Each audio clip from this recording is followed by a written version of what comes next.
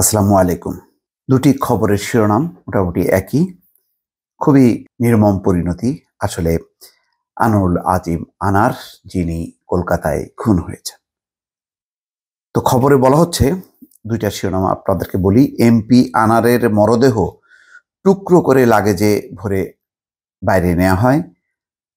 আরেকটি কালবেলাতে যে এমপি আনার হত্যা নিয়ে গা শিউরে ওঠা তথ্য পাওয়া গেল। বাংলাদেশ প্রতিদিনের যে রিপোর্টটি, এমপি আনারের মরদেহ টুকরো করে লাগেজে ভরে বাইরে নেন তিনজন।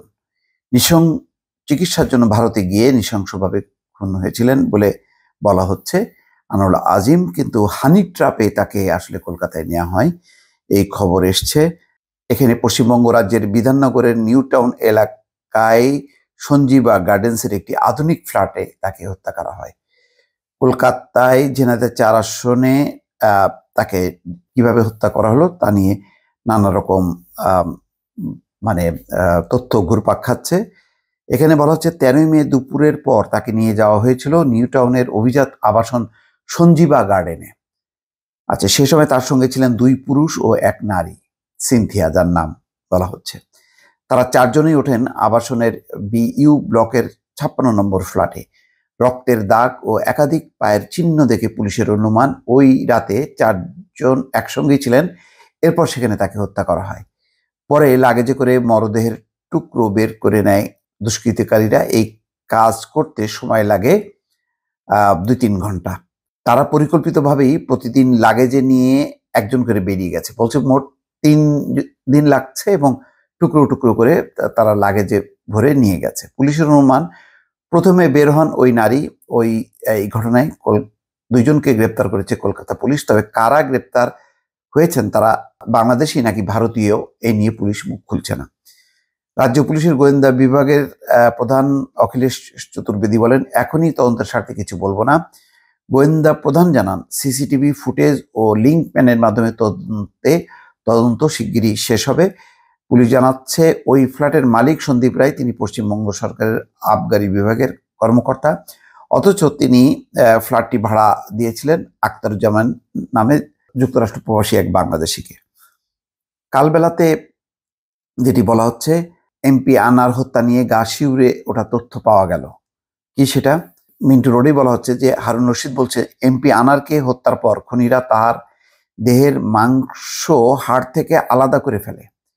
এরপর মাংসে হলুদের গুঁড়া ও মশলা মিশিয়ে ফ্রিজে রাখা হয়। ভয়ঙ্কর ব্যাপার দেখেন।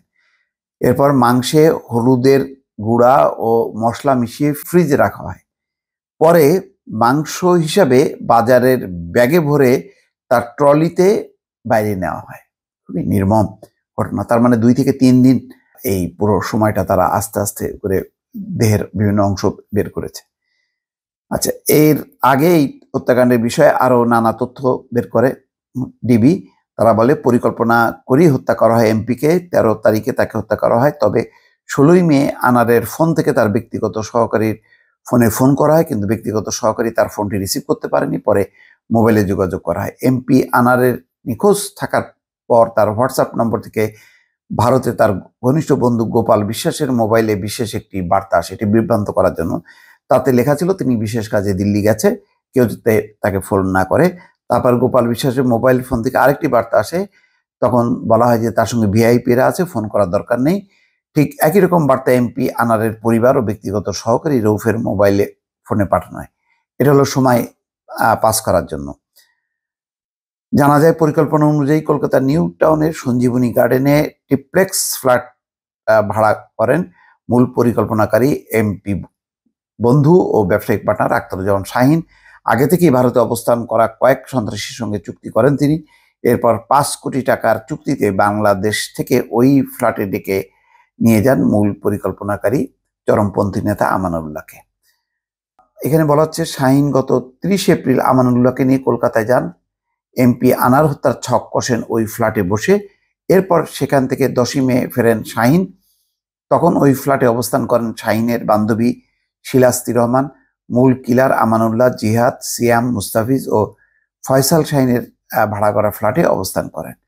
যাই হোক, বোঝা যাচ্ছে আরো তদন্তে হয়তো আরো অনেক কিছু বেরোবে। কিন্তু দেখেন, কি নির্মম পরিণতি এই মানে আনারের, যে তাকে হত্যা করার পর কিভাবে খুনিরা 3 দিন ধরে তার মাংস টুকরো টুকরো করে ফ্রিজে রাখে, তারপরে হলুদ মরিচ মিশিয়ে সেটা মানে রেখে দেয় এবং তারপরে ভাগ ভাগ করে তারা এই দেহগুলো নিয়ে যায় বাইরে।